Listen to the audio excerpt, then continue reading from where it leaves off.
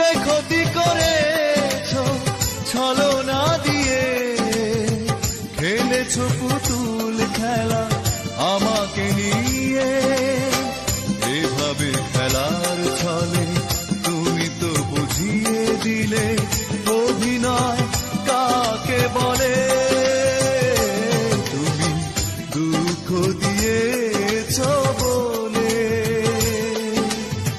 স্বপ্ন মুছে যায় চোখেরই জলে।